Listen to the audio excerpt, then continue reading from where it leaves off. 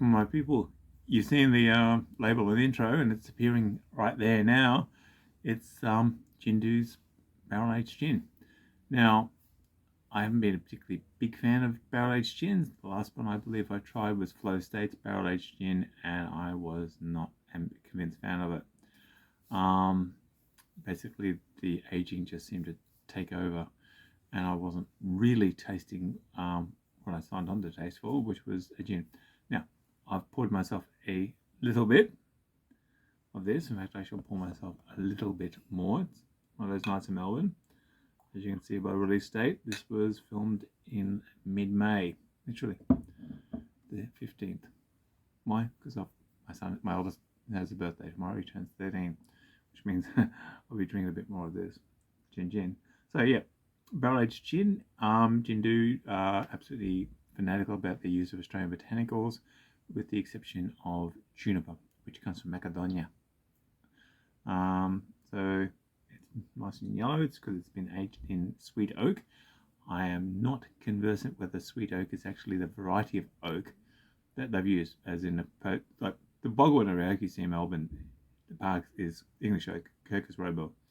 The one that does all the nice autumn colours along the streets is Quercus pinostrap, pin oaks. They're planted because they look absolutely fantastic in autumn.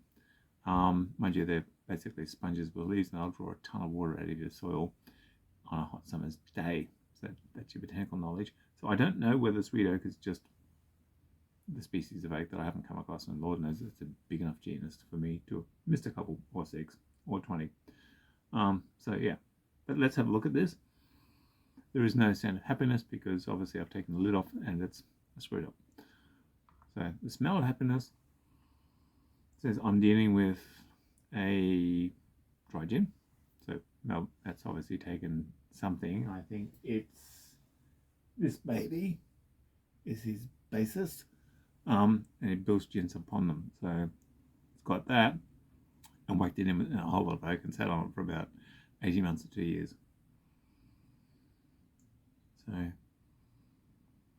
it's an interesting nose, because my nose is trying to say to me, okay, dude, there's something happening out in this glass, and I can't put my finger on it. Let's see if the taste of happiness actually does any better.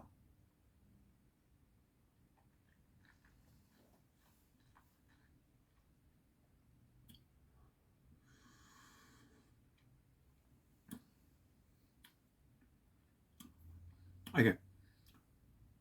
On the assumption that sweet oak is actually a separate species of oak from the English oak and the pin oaks and all that stuff, and the cork oaks, they actually make corks.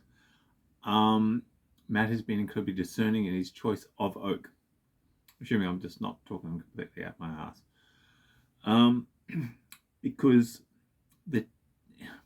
I can taste the limes. He says there's Australian native blood lime in here. But I can also taste the woodiness, and the woodiness isn't overpowering for me, which it was in Flow State. So this is really quite delicate on the woodiness. So if you're into delicate flavoured wood, then go no further to the label that's right here and has been for almost the entire review. So yeah, I'm noticeably not drinking it with a tonic. And there's a couple of reasons for it. One, it's not exactly ice weather in Melbourne.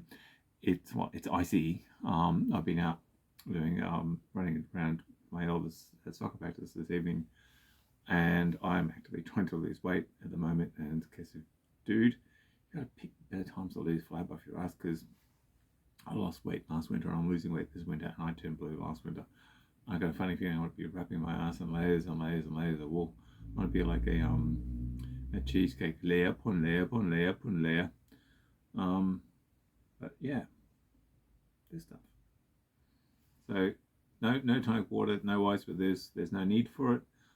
It does perfectly well as a sipping drink by itself.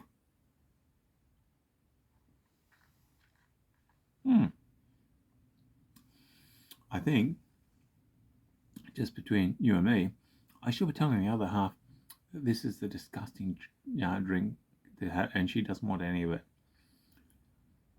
Because the thing is that the other half hits me up for my leftovers and goes, "Oh no, darling, you won't be wanting any of this. Oh, trust me, it's disgusting." Oh. So I can keep this bottle to myself, and as the icy winter that comes in really bites, I can be sipping this baby. Okay, yep, okay. And a little bit of a disclaimer that I did with the last one that I got.